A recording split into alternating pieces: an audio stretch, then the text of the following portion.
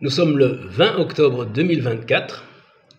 Bon dimanche à tous, dans la paix et la joie. Dans la paix et la joie si possible, parce que c'est toujours la guerre un peu partout dans le monde.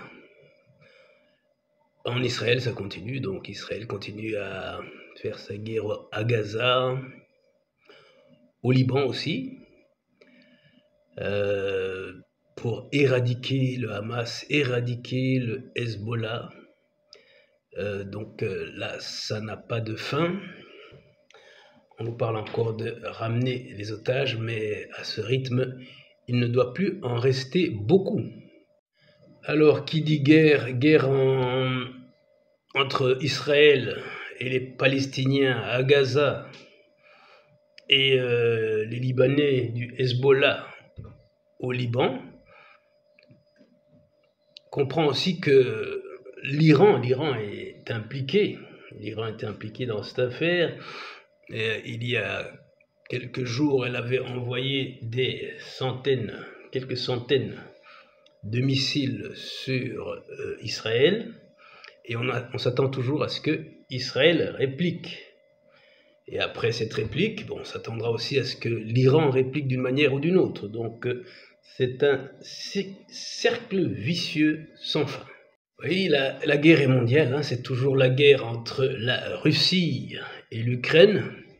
De plus en plus de gens qui ne se battent pas, qui ne font pas cette guerre s'enlacent.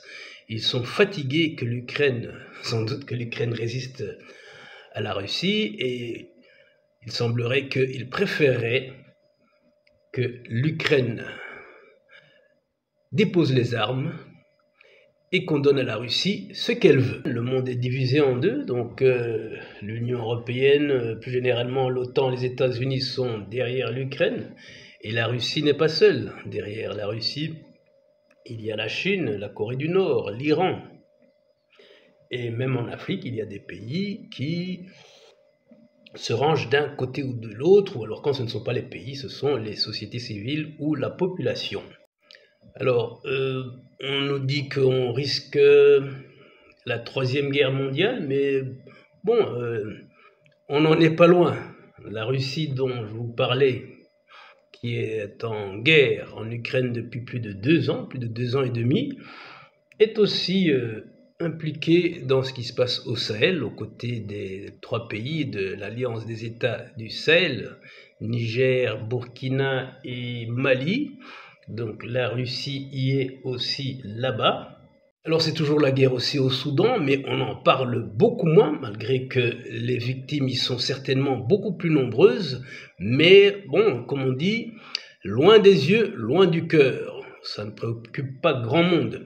Idem dans les Grands Lacs, la guerre dans l'est du Congo, entre les rebelles congolais, appuyés par le Rwanda, et les forces armées de République démocratique du Congo.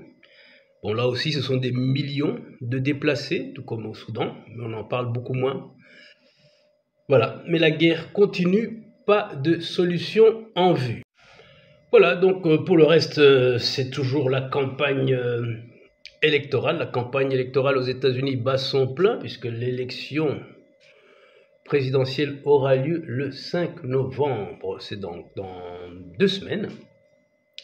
Et c'est une élection qui aura un impact très important pour le monde, puisque que ce soit Kamala Harris ou Donald Trump qui sera le président, ça orientera les choses de façon significative.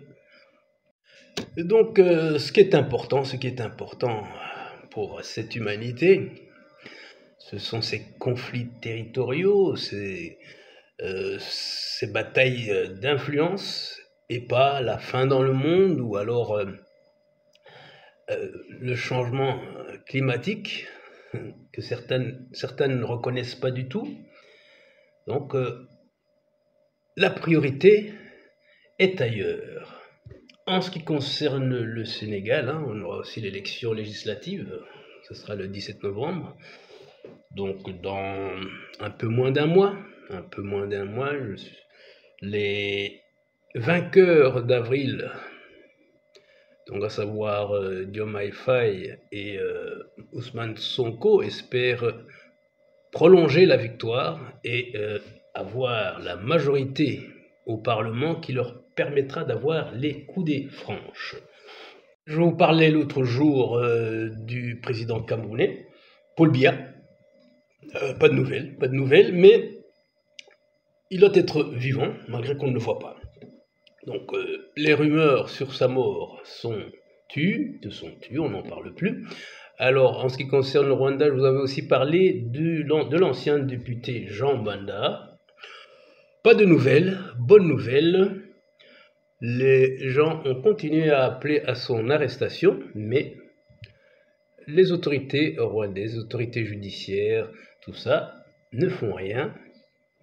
Elles préfèrent, j'imagine, ignorer l'individu. Donc bon dimanche dans la paix et la joie, si possible.